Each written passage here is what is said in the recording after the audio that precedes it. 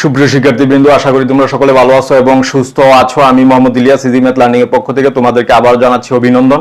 ধারাবাহিক লেকচারে আজকে আমাদের দ্বিতীয় পর্ব শুরু হচ্ছে, অর্থাৎ মূল নিয়মে অন্তরীকরণের আজকে দ্বিতীয় পর্ব। এবং এই পর্বে আমরা 9.2 এর অধ্যায়ের কিছু অঙ্ক দেখব। এবং ইতিপূর্বে আমি কিন্তু মূল নিয়মের ফান্ডামেন্টাল কনসেপ্টগুলো আলোচনা করেছি এবং এরই ধারাবাহিকতা অনেকগুলো প্রবলেমও সলিউশন করেছি। তো আমরা আজকে কিছু চ্যাপ্টারের অঙ্ক দেখব, এগুলি দেখলে আমাদের এই চ্যাপ্টারটি সম্পূর্ণ শেষ হয়ে যাবে। তাহলে দেখো, আমাদের শুরু হচ্ছে 9.2 অধ্যায়ের ম্যাথ। তাহলে এখানে তিনটা ম্যাথ আছে, এই তিনটা ম্যাথ পারলে বাকিগুলি সব শেষ হয়ে যাবে। এগুলি কিন্তু মূল নিয়মেও করা যায়, আবার চেইন রুল ব্যবহার করেও করা যায়। তাই আমি দুইটা পদ্ধতি দেখাবো। তাহলে দেখো, প্রথমে আছে e⁻mx sin ax এবং tan ax, এই তিনটা ম্যাথ। তাহলে প্রথমে দেখো, আমরা শুরু করব প্রথমে মূল নিয়মের মাধ্যমে। তাহলে এই যে এটা আমরা ধরে নিচ্ছি, প্রথমে এক নাম্বার e⁻mx, ঠিক আছে, এটা আমাদেরকে সলিউশন করতে হবে। তাহলে আমরা ধরে নিচ্ছি f of x, যে ধরি, তা আমাদের প্রথমে মূল নিয়মটা আমরা লিখে রাখি। মূল নিয়মটা কিন্তু এটা, dy by dx equals to হচ্ছে limit h tends to 0 f of x plus h minus f of x divide by h। এটা এই সূত্র অ্যাপ্লাই করে আমাদের করতে হবে। তাহলে আমরা ধরে নিচ্ছি f of x equal to e⁻mx,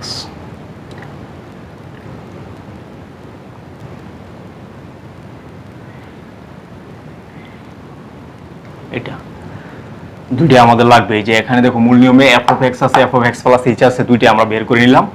তাহলে দেখো, এখন সূত্র আমরা অ্যাপ্লাই করব, ddx of f of x plus h equals to হচ্ছে লিমিট h tends to 0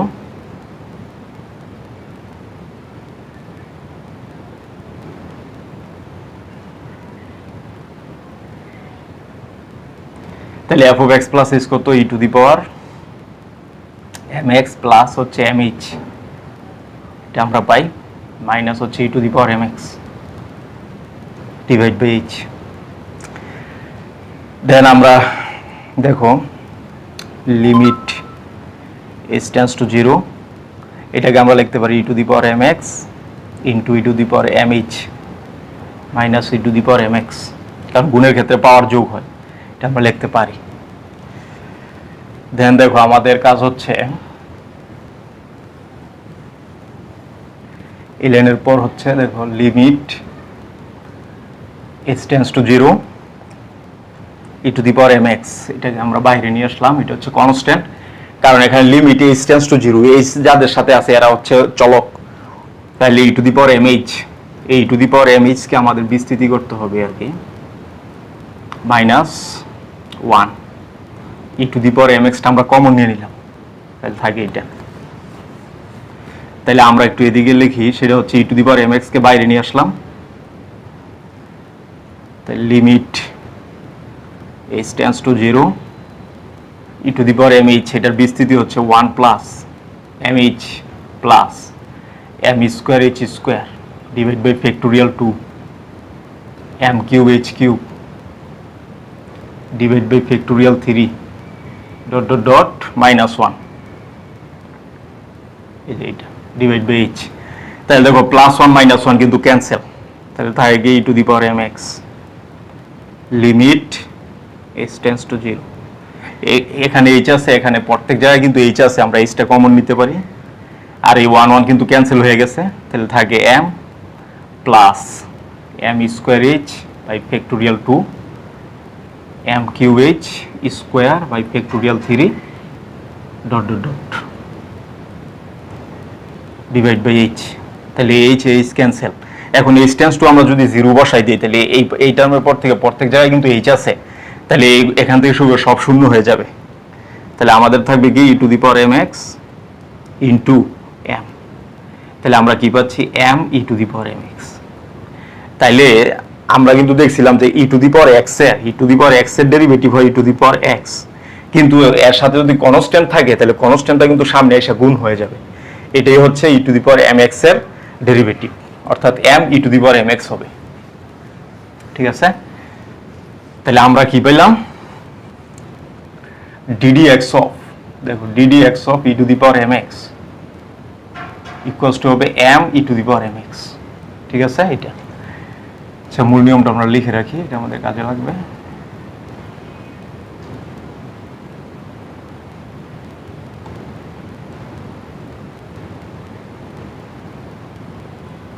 এই যে এটা, তাহলে দেখো আমরা এটা পাইলাম। এখন এটা কিন্তু আচ্ছা আমরা এটা শেষ করি, দেন চেইন রুলটা আমি দেখাবো কিভাবে চেইন রুল দিয়ে করতে হয়। তাহলে দেখো দুই নাম্বার হচ্ছে sine A X, sine A X এটাকে আমাদের ডেরিভেটিভ করতে হবে। তো আমরা ধরে নিচ্ছি F of X equals to sine A X, তাহলে আমাদের সাথে সাথে যে F of X plus H কিন্তু বের করতে হবে। ঠিক আছে, তাহলে আমরা কি পাই, F of X plus H equals to sine A X plus H, এটা আমরা পাই। এখন আমরা সূত্রটা অ্যাপ্লাই করে দিব, এই যে d d X of F of X, ঠিক আছে, equal to limit H tends to 0 F of X plus H minus হচ্ছে F of X divide by H. তাহলে আমরা কি পাই, limit H tends to 0 F of X plus H এর মান কত, sine A X plus H minus হচ্ছে sine A X divide by H, এটা আমরা পাই। ঠিক আছে, দেন আমাদের আসতেছে লিমিট এইচ টেন্ডস টু 0, এই যে সাইন এ প্লাস মাইনাস সাইন বি, সূত্র হচ্ছে sine A minus sine B, 2 cos, এটা কিন্তু ত্রিকোণমিতিতে দেখানো হয়েছে মাইনাস, তাহলে cos আগে হয়, 2 cos a plus B by 2, এটা যোগ এটা বাই 2, তার মানে হবে A X plus A H by 2। ঠিক আছে, আমরা একবারে লিখতে পারি এটা, এবং sine A minus B by 2 মানে এ এইচ বাই 2, এটা আমরা লিখতে পারি। ঠিক আছে, ডিভাইড বাই হচ্ছে এইচ, আমরা পাই গেলাম। এখন দেখো আমাদের লাস্টে কি আসবে, এই যে এই লাইনের পর থেকে আমাদের আসবে লিমিট এইচ টেন্ডস টু 0, তাহলে cos এর জন্য আমরা আগে লিখে ফেলি cos ax প্লাস হচ্ছে এইচ বাই 2, এটা আমরা পাইলাম। এবং এই যে সাইনের জন্য আবার আরেকবার লিমিট লিখি আমরা, কারণ লিমিট যতবার ইচ্ছা লেখা যাবে। তাহলে আমরা পাচ্ছি কি, সাইন এইচ বাই 2, তো সাইনের সাথে যা থাকবে নিচে তাই লিখতে হবে, এই যে এইচ বাই 2 লিখে দিলাম।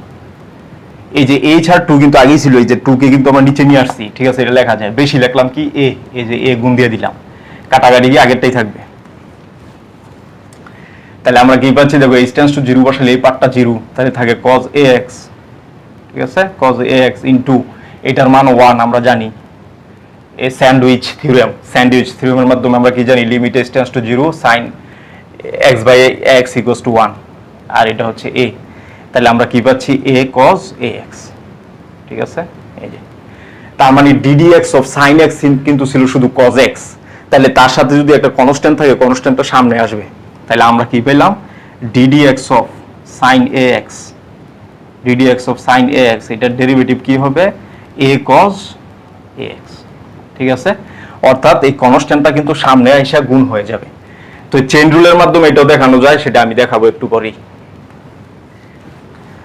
তাহলে এটা আমাদের শেষ, এরপরে 10ax দেখবো। দেখো 10ax, 3 নাম্বার হচ্ছে 10ax। তো আমরা ধরে নিচ্ছি যে ধরি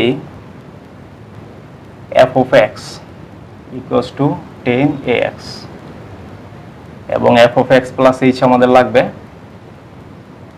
কি হবে 10ax plus h। ঠিক আছে, এটা হয়ে যাবে। তা আমরা মূল নিয়মটা অ্যাপ্লাই করি, ddx of f of x মানে কিন্তু y। ঠিক আছে, তাহলে লিমিট h tends to 0 f of x plus h minus f of x divide by হচ্ছে h।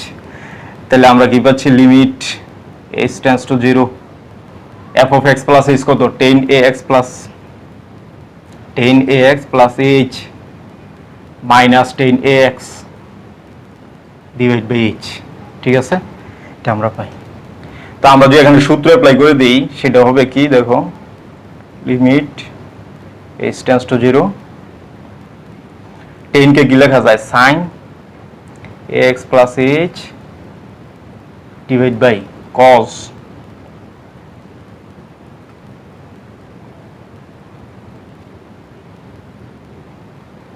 আমরা লিখতে পারি sin ax প্লাস h, হ্যাঁ, divide by cos ax plus h minus sin ax divide by cos ax, এটা আমরা লিখতে পারি। দেন আমাদের লসাগু করতে হবে। দেখো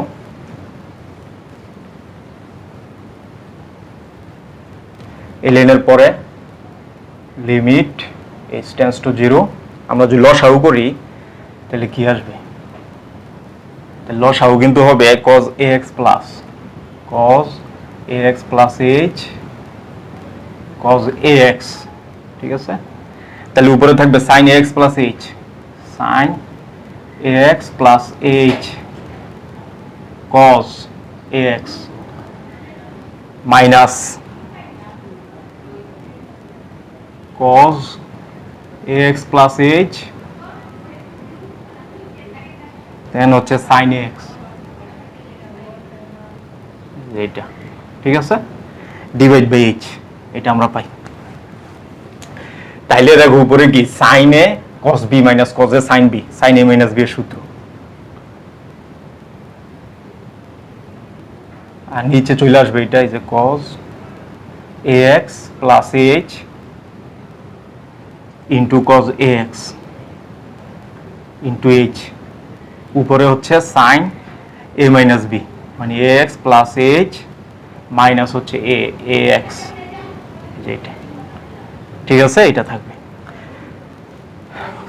দেন আমাদের কি আসতেছে, দেখো লিমিটটা আমরা ভাগ করে দিব। এখন limit h tends to 0 sin ax, sorry h থাকে, ax x cancel, sin h by হচ্ছে h, বেশি লিখলাম কি a, এই যে h কিন্তু আগেই ছিল, বেশি লিখছি a, তাহলে ইনটু এই যে নিচেরটার জন্য আবার limit h tends to 0 1 by cos ax plus h cos ax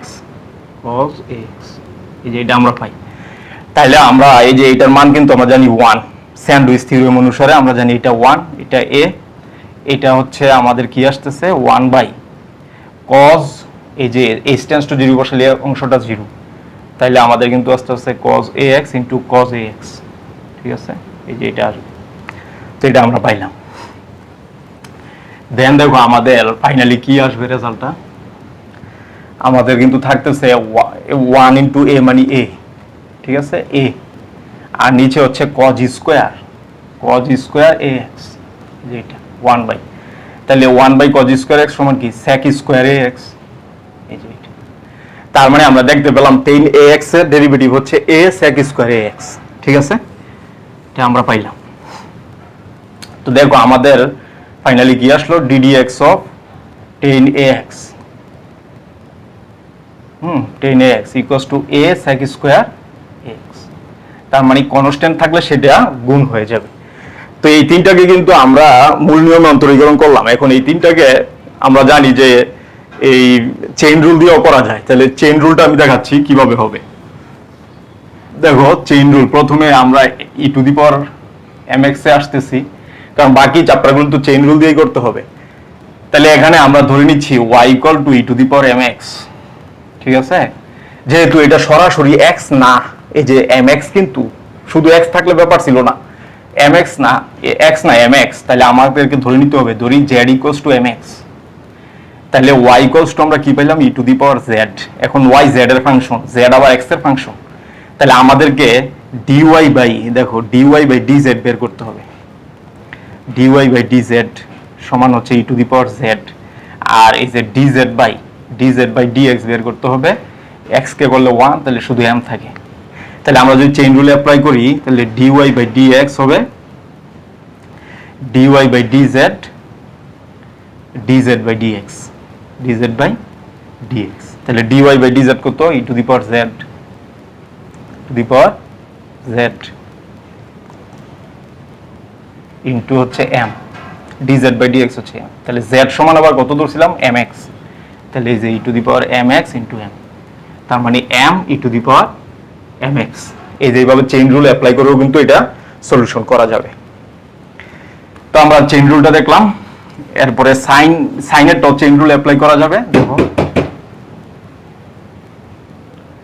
এইভাবে সাইন টেইন দুইটাইকে কিন্তু চেইন রুল অ্যাপ্লাই করে করা যাবে। তো আজকের মতো এই পর্যন্ত, আগামী ক্লাসে আবার দেখা হবে। সে পর্যন্ত সকলে সুস্বাস্থ্য কামনা করছি।